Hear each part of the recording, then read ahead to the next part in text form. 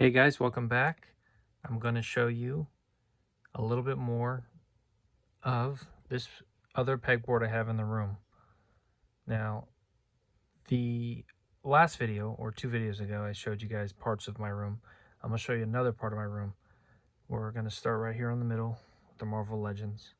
Yes, that's a Michael Jordan plate, but we're going to stick to the pegboard for this video on this side of the room. And there is more to see, but I'm going to give you guys a little bit more. So these Marvel Legends I started collecting as a kid. As most of you guys know, this collection here is from probably when I was about 11 years old.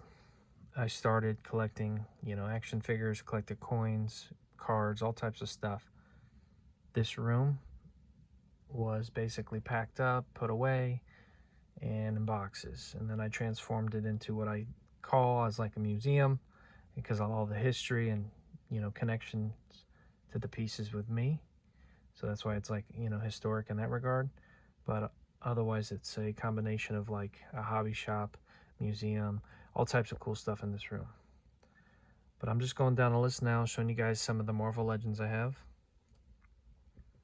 And they're really cool. As a kid, I loved these, the hard plastic, the comic book, pan out a little bit here for you guys. There's an old Dallas Cowboy locker I had, if I'm not mistaken. Let's take a look real quick. You guys can see comic book collection. We'll go back up. You guys can see the Joker cycle. You can see these titanium die-cast Spider-Man figures. I took this all the way to the ceiling. Indiana Jones, Knight, Batman statue. A lot of clearance finds I found over them. These are more recent, actually. And of course, that's how I built this collection as a kid. I started with very little money. And then I would look for clearance deals. Like these were 45 bucks now, 13. This was a vintage 1990 Kenner Joker cycle, which is really cool. So then let's just move.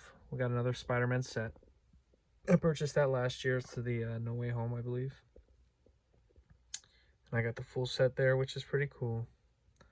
These Indiana Jones figures are pretty dated now. $3 a piece, which is probably clearance. And they're probably like early 2000s.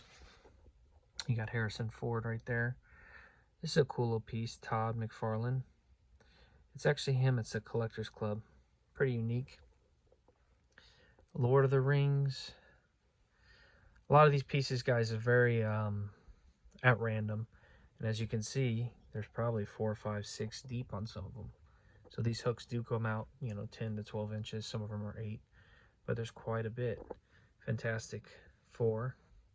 That's a bit of an older piece, $3.98. A lot of these pieces are 10, 20, 30. Obviously, if they're like 30 years old, I bought them all vintage, But for the most part, I've had some of these in my collection for, I said I started as a kid. So I've had some of these for, pushing a couple decades now. And those are some old school Power Rangers. I remember I bought those at a swap meet years later for just dirt cheap. There's some more Rocky stuff for you guys out there. The meat.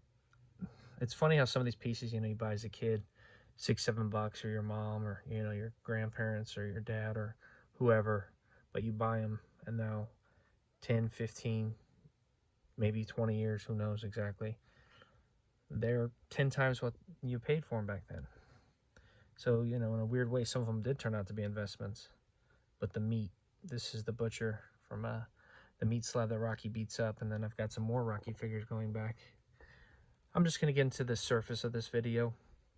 These I was left for around 11 or 12 when I was buying these. These are very, very cool. And this is the Venom, obviously, Spider-Man Classics. These were so popular now because of the movies. A lot of these figures you guys will see became popular because of like the X-Men, the Doctor Strange. This is the first appearance of Spider-Man. This guy, I've seen him sell for like 150 bucks. This is an old school Spider-Man Classics. Gotta love the vintage, the new Ghost Rider coming out. Like these are 4 or 5 deep, but I love these figures, guys. Maybe 3, 4 deep on some of them. Let me see, hold on. Yeah, most of them are 4 deep on the Marvel Legends. They are much thicker on the packaging. So I'll go down a little bit more. And I'll show you guys some more stuff here, which is kind of cool. you'll notice a lot of movie related stuff like Avatar. I would buy this stuff on clearance, and they make the movies, they just keep going up in price. It drives the demand. More Superman stuff, Indiana Jones. You gotta love the X-Men, right? X-Men, Toy Story. That was more of a recent purchase because I remember I had a gift card for my birthday a while back. It's a Star Wars toy. Then you start to come over here between the Buzz Lightyear, the A-Team. These are really cool. These are just like Tom and Jerry.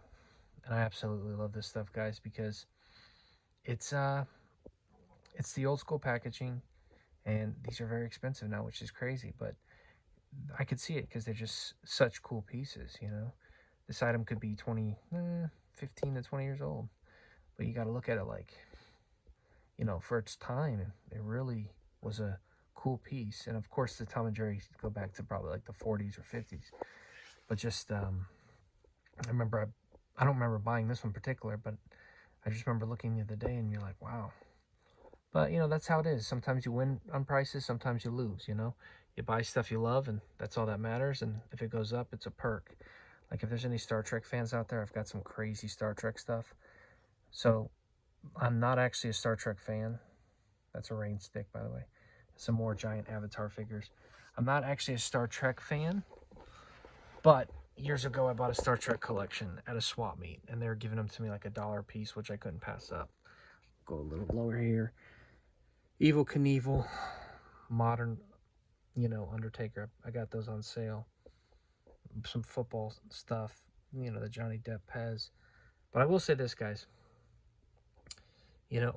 As a collector, sometimes you buy because you get a great deal and you add it to the collection, like these Star Trek. Even though I'm not the biggest fan, but I've got a crazy Star Trek collection. Actually, I have over 100 Star Trek pieces, if I'm not mistaken.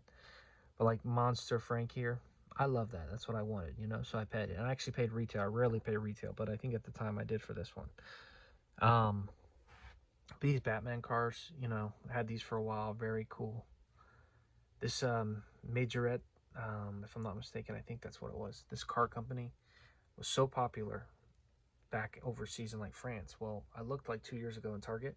They made their way. This is from like the 70s or 80s. So it took them a long time to get in the States, but they made it, which is crazy. So, hey, that's pretty cool for them. The Hot Import Knights, HIN. Gotta love that stuff. The Hot Wheels, the old school stuff, the Hall of Fame. Some of those cars have just really gotten expensive, There's some more.